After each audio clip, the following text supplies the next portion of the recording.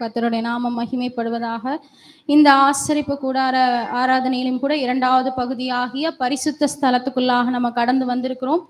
எப்படி தேவன் தம்முடைய ஜனங்களுக்கு ஒவ்வொரு நாளும் தன்னுடைய வார்த்தையின் அப்பத்தை பகிர்ந்து கொடுத்தாரோ, அதே போல இந்த சமூகத்தை பற்றி செய்தியிலையும் ஒவ்வொரு வாரமும் நம்ம வேத ஆராய்ச்சியை எப்படி தேவன் நமக்கு வெளிப்படுத்துகிறார், அந்த வார்த்தையின் அப்பத்தை எப்படி வேதத்துல நம்மளுக்கு வெளிப்படுத்துகிறார்ன்றத ஒரு வேத ஆராய்ச்சி மூலமாக நம்ம பார்த்து கொண்டு வருகிறோம். இந்த வாரத்திலையும் கூட இந்த மாதத்தின் 3வது வாரம் அப்படின்றனால நம்ம என்ன காரியத்தை குறித்து நம்ம தியானித்து கொண்டு இருக்கிறோம்? ரெட்சிப்புன்ற காரியத்தை குறித்து தியானித்து கொண்டு இருக்கிறோம். இந்த மாதத்துக்கும் ஒரு டிஃப்ரெண்டான டாபிக் தான். நம்ம எப்பொழுதுமே இது வேற ஒரு இதோட தான் இணைச்சு பேசுவோம். ஆனா இதை எப்படி ரெட்சிப்போட இணைச்சு பார்க்கறது அப்படின்றது தான் நம்ம பார்க்க போறோம். மோஸ்ட்லி நான் பார்த்த வரைக்கும் நீங்க எப்படி பார்த்துருக்கீங்கன்னு தெரியல, அதனால அது ஒரு கொஸ்டினாவே நான் கேட்குறேன். பிசாசு அப்படின்னு சொல்லி ஒரு வேஷம் போடணும்னா அந்த ஒரு இதை வச்சு எல்லாருமே ஐடென்டிஃபை பண்ணிடுவாங்க அது பிசாசுன்னு சொல்லி. நார்மலா அந்த ஒரு இதை வச்சுட்டாலே அதுதான் பிசாசு அப்படின்னு சொல்லி ஐடென்டிஃபை பண்ணிடுவாங்க. என்னது? கொம்பு. கரெக்ட். அதனால எப்பொழுதுமே அதை தான் பிசாசு நீங்க எதுவுமே இல்லை, இப்ப நான் ஒரு கொம்பு வச்சுட்டா டக்குன்னு சொல்லிடுவாங்க அந்த நாடகத்துல யாரு அது அப்படின்னா அது பிசாசு அப்படின்னு சொல்லி. பிகாஸ் விபிஎஸ்ல நான் பார்த்ததெல்லாம் பெருசா வேஷம்லாம் போட்டு வர மாட்டாங்க அந்த அண்ணன்மாரெல்லாம். இதை ஒண்ணு வச்சுட்டாலே அது பிசாசு வந்துருச்சு அப்படின்னு சொல்லி எல்லாம் ஐடென்டிஃபை பண்ணிடுவோம். இப்ப அதுதான் இன்னைக்கு அந்த கொம்பு ரெட்சிப்பும் கொம்பும் அப்படின்னு சொல்லி நம்ம இந்த வாரத்துல பார்க்க போறோம். இந்த மாதத்துக்கான காரியம் என்ன அப்படின்னா ரெட்சிப்பும் கொம்பும். இந்த ரெட்சிப்புன்றது யாரு? நம்மளை பொறுத்த வரைக்கும் நம்ம இப்ப பார்த்துட்டு வந்தது படி இயேசு. பிகாஸ் ரெட்சிப்புன்றதுக்கு 8வது நம்பர், அந்த 8வது நம்பருக்கு யாரு? யெசுவா. ஸோ அதனால இயேசு. இப்ப இயேசுவும் இந்த கொம்பும், அதான் ரெட்சிப்பும் கொம்பும் அப்படின்றது தான் இந்த மாதத்துக்காக நம்ம பார்க்க தியானிக்க போகிற காரியம். இப்ப வேதாகமத்துல கொம்பு அப்படின்ற காரியத்தை ஒரு மிக முக்கியமான அடையாளமாக எல்லாருமே சொல்லிட்டு இருக்காங்க. அது எப்படின்னா முக்கியமா கொம்பு அப்படின்றது யாருக்கு இருக்கும் அப்படின்னா யாருக்கு? விலங்குக்கு தான் கொம்பு எல்லாம் இருக்கும். அது என்னன்னா அதோட பலத்தை குறிக்கிற ஒரு இதா இருக்கும். அதே போல மனிதனோட வாழ்க்கையில இந்த ரெட்சிப்பின் கொம்பு அப்படின்றது எதெல்லாம் குறிக்குது அப்படின்னா பலம், அதிகாரம், ஆளுகை, மேன்மை மற்றுமாக அது ஒரு மாபெரும் வெற்றியின் அடையாளமாக இந்த கொம்பு மனுஷனுடைய வாழ்க்கையில இருக்குது. அது ஏன் அப்படின்னா இயேசு கிறிஸ்து நமக்கு தந்த ரட்சிப்பு தான் வேதத்துல எப்படி சொல்றாங்கன்னா ரெட்சிப்பின் கொம்பு அப்படின்னு சொல்லி. நம்ம பெற்றுக்கொண்ட ரட்சிப்பு எப்படின்னா அவரோட இணைஞ்சு ஒரு கொம்பை போல, எப்படின்னா அது ஒரு பலனாகவும் அது ஒரு அதிகாரத்தை குறிக்கிறதாகவும் ஆளுகையை குறிக்கிறதாகவும் மேன்மை கடைசியில நம்மளுக்கு ஒரு மிகப்பெரிய வெற்றியை குறிக்கிற ஒரு காரியமா இருக்கிறதுனால இயேசு நமக்குள்ள ரட்சிப்பா வரும்போது அது நம்மளுக்கு ஒரு வெற்றியா மாறும் அப்படின்னு இந்த காரியத்தை வச்சு நம்ம பார்க்கிறோம். பொதுவா இந்த ரெட்சிப்பின் கொம்பு அப்படின்றது வெறுமன ஒரு சென்டென்ஸோ ஒரு ஃப்ரேஸ் மட்டும் இல்லாம இதை என்னென்னலாம் சொல்லலாம் அப்படின்னா வல்லமை, ஜெயம், பாதுகாப்பு, அடைக்கலம், ராஜ அதிகாரம், அபிஷேகம், மேன்மை, சந்தோஷம், கடைசியா நித்திய ரட்சிப்பு அப்படின்னு சொல்லி இந்த காரியம் எல்லாம் இந்த ரட்சிப்பின் கொம்போட இணைஞ்சு வரக்கூடிய ஒரு காரியம். ஒரு சின்ன கதை என்ன அப்படின்னு பாத்தீங்கன்னா எல்லாருக்கும் கவரிமான் தெரியுமா? ஆனா மோஸ்ட்லி கவரிமான் நம்ம எதோட இது பண்ணி சொல்லியிருப்பாங்க? நம்ம கேட்ட கதைகள் எப்படி இருக்கும் அப்படின்னா மானம், அதாவது அதோட ஒரு முடி விழுந்தாலும் அது செத்து போயிருமா. அந்த அளவுக்கு அந்த கவரிமானை பற்றி நம்ம கதை கேட்டிருக்கோம். ஆனா நான் இப்ப இதுக்காக நான் தேடிட்டு இருந்தப்ப பார்த்தா அது சும்மா சொன்ன ஒரு கதை தான். அது ஒரு முடி விழுந்தாலும் சாகாது அப்படின்னு சொல்லி போட்டிருந்தாங்க. என்ன கதை அப்படின்னு சொன்னா நான் முடி விழுவுறத பத்தி சொல்ல, நம்ம கொம்புன்றனால அதை இணைச்ச ஒரு கதை தான் நான் சொல்ல போறேன். இந்த மான் ரொம்ப வயசான ஒரு மான். வயசான இந்த கவரி மானுக்குலாம் கொம்பு எப்படி இருக்கும்னு பாத்தீங்கன்னா பல கிளைகளோட இருக்கும். பயங்கர ஸ்ட்ராங்கா பல கிளைகளோட இருக்கும். அதை அதனாலே அந்த காட்டுல எல்லாருமே அதை மதிப்பாங்களாம். அது ரொம்ப கம்பீரமா அந்த காட்டுல போயிட்டு வந்துட்டு இருக்குமா. இதை பார்த்து அது கூட போற ஒரு குட்டி மான் கேட்டுச்சான், ஏன் உங்களோட கொம்புக்கு இவ்வளோ ஒரு மதிப்பு அப்படின்னு சொல்லி அந்த குட்டி மான் கேட்டுச்சான். அதுக்கு அந்த பெரிய மான் சொன்னிச்சான், நீ நினைக்கிற மாதிரி இது ஒரு நாள்ல வந்த ஒரு மதிப்போ ஒரு பலமோ இது கிடையாது. இதுக்காக பல நாட்கள் நான் பாடுபட்டிருக்கேன் அப்படின்னு சொல்லி அது என்ன சொன்னிச்சு அப்படின்னா அது என்ன பண்ணுமா, இது உடஞ்சு உடஞ்சு போயிரும். நான் திருப்பி திருப்பி அதை வந்து கவரிமானுக்கு வந்து வருஷத்துல ஒரு தடவை அந்த கொம்பு வந்து உடஞ்சு உடஞ்சு தான் திருப்பி வந்து முளைச்சு போறதுனாலதான் அதுல அத்தனை பிரான்சஸ் வந்து அந்த கவரிமானுக்கு இருக்கு. அதனால இப்படிதான் வந்து எனக்கு இந்த கொம்பு வந்து வந்துச்சு போயிரும். திருப்பி அதை நான் வந்து கரெக்டா ஷேப் பண்ணி உடைச்சு இது பண்றதுனாலதான் இவ்வளோ ஒரு பிரான்சஸ் வந்து அது அழகான கொம்பா எனக்கு வந்து வந்திருக்கு. ஒரு பலமான கொம்பா, ஒரு கம்பீரத்தின் அடையாளமா எனக்கு இருக்கு. என்னோட கொம்பை பார்த்து எல்லாரும் என்னை மதிக்கிறாங்க அப்படின்னு சொல்லி அந்த மான் சொன்னுச்சான். இந்த கதையில இருந்து நம்ம என்ன கத்துக்கிறோம் அப்படின்னா, நமக்கு கிடைக்கிற அந்த ரட்சிப்பின் கொம்பும் அப்படிதான். ரட்சிப்பு கிடைச்ச அதுக்கு அடுத்த நாள்ல இருந்தே என்ன நினைக்கிறோம்? நான் பரலோகத்துக்கு ரட்சிப்பு கிடைச்சிருச்சு, நான் சரியான விதத்துல ஞானஸ்தானம் பெற்றுட்டேன், நான் பரலோகத்துக்கு போயிடுவேன் அப்படின்னு சொல்லி நம்ம எல்லாருமே நினைக்கிறோம். ஆனா இந்த ரட்சிப்பு நம்ம கிடைச்சதுக்கு அப்புறம் தான் நம்ம நிறைய விஷயங்கள் செய்யணும் அப்படின்றத மறந்துடுறோம். அந்த மான் சொன்னது போலதான் ஒவ்வொரு நாளும் நம்மளும் அதற்கான பாடுகளுக்குள்ளாக உட்படணும். சில நேரம் ரட்சிப்பை விட்டு நம்ம என்ன பண்ணிடுவோம், விலகி போயிடுவோம். அந்த மானுக்கு எப்படின்னா, அந்த உடஞ்சு ஷார்ப் பண்ண அந்த கொம்பு வந்து அவ்வளவு பலமுள்ளதா இருக்குமா. அதே போலதான் நம்ம சில நேரம் ரட்சிப்பை விட்டு விலகி திருப்பி உள்ள வரும்போது ஸ்ட்ராங்கான பர்சனா உள்ள வருவோம். அதுக்காக எப்பொழுதுமே ரட்சிப்பை விட்டு விலகி போயிட்டு வரணுமா அப்படின்னா அப்படி கிடையாது.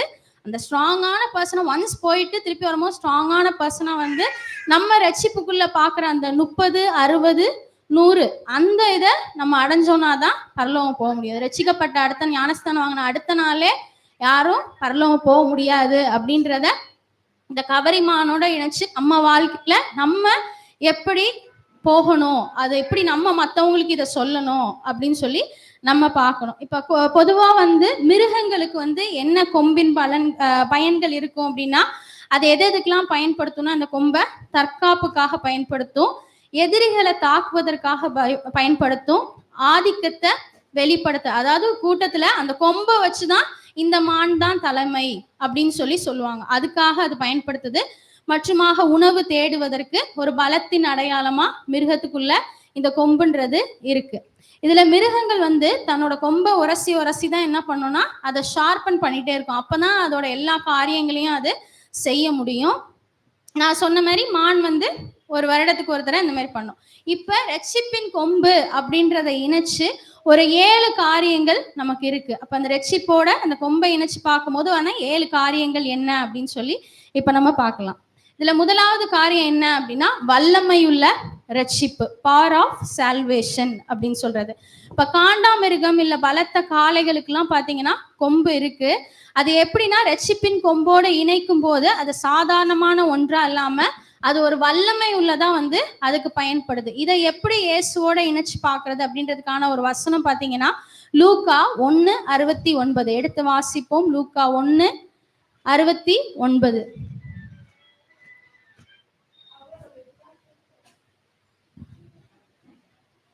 லூக்கா 1. அவர் தம்முடைய பிதாக்களுக்கு வாக்குத்தத்தம் பண்ணின இரக்கத்தை செய்வதற்கும், லூக்கா 1:69, தமது தாசனாகிய தாவீதின் வம்சத்தில் நமக்கு ஒரு ரட்சிப்பின் கொம்பை எழுப்பினார்.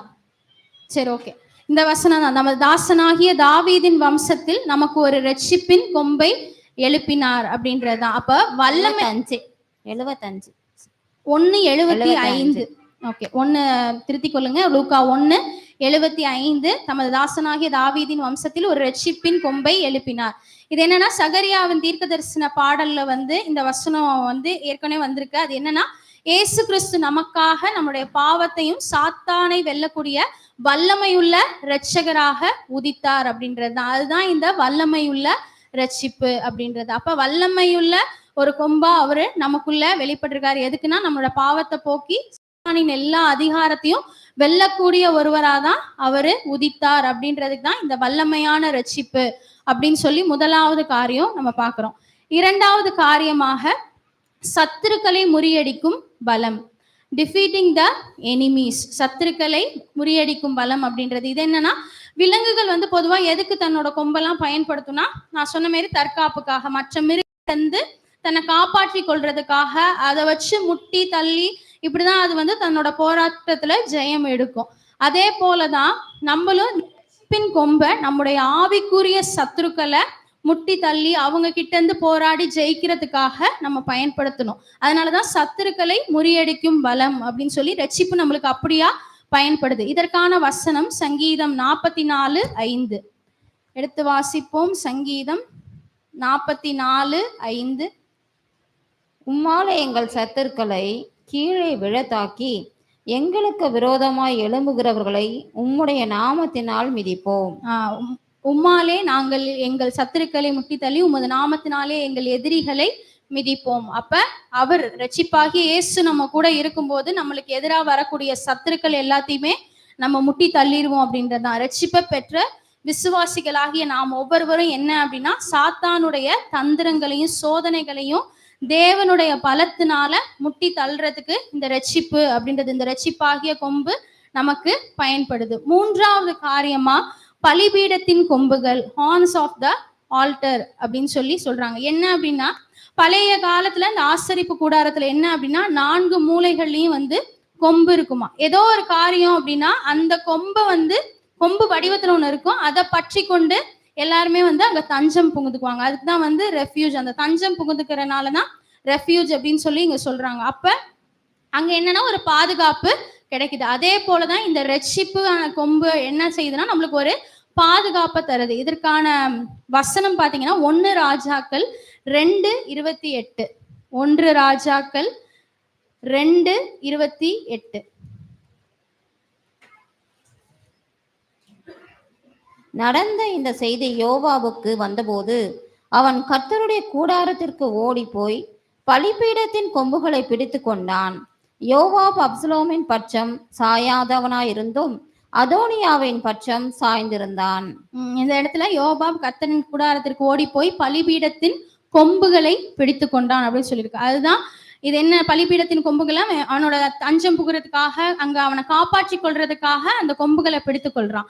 அதே போலதான் பாவியா இருந்தப்ப நம்ம எதுல தஞ்சம் புகுந்தோம் அப்படின்னா ரட்சிப்பாகிய இயேசுவின் இடத்தை தான் நம்ம பற்றி கொண்டோம். நம்மளோட பாவம் எல்லாம் நீங்கி அதுக்கப்புறம் நம்மளோட வாழ்க்கை எல்லாமே நம்ம யாரை அவ பற்றி கொள்ளணும்னா இயேசுவை தான் பற்றி கொள்ளணும். அப்ப இந்த ரட்சிப்பாகிய கொம்பு, இயேசுவாகிய கொம்பு நம்மளுக்கு ஒரு பலிபீடத்தின் கொம்பு போல பல நேரங்கள்ல நம்மளோட சத்துருக்கள் வரக்கூடிய நேரத்துல, நம்மளுடைய இக்கட்டான நேரத்துல அவர் எப்படி இருக்காருன்னா இந்த நம்மளுக்கு தஞ்சம் புகக்கூடிய ஒரு தஞ்சம் பற்றி கொள்ளக்கூடிய ஒரு கொம்பா நம்மளோட வாழ்க்கையில அவர் வெளிப்படுறார். 4வது காரியமாக தாழ்மையிலிருந்து உயர்வு, எக்ஸால்டேஷன் அண்ட் ஹானர் அப்படின்னு சொல்லி சொல்றாங்க. இத வேதாகமத்துல கொம்பு உயர்த்தப்படுதல் அப்படின்னு சொல்லி சொல்றாங்க என்பது ஒருவன் அடைந்த வெற்றியையும் தேவன் அவனுக்கு தந்த மேன்மையும் குறிக்கும். ஆவியாக கிடந்த நம்மை ரட்சிப்பு உயர்த்துகிறது. எல்லா கான்செப்டுமே பாத்தீங்கன்னா பாவியாகிய இருந்த நம்மளை ரட்சிப்பு எப்படி தூக்கி பிடித்தது, எப்படி நம்ம உயர்த்துகிறது. அதனாலதான் இந்த 4வது காரியம் தாழ்மையில் இருந்த நம்மளை அது எப்படி உயர்வுக்கு கொண்டு வந்தது. இதற்கான வசனம் பாத்தீங்கன்னா சங்கீதம் 92:10. சங்கீதம் 92:10.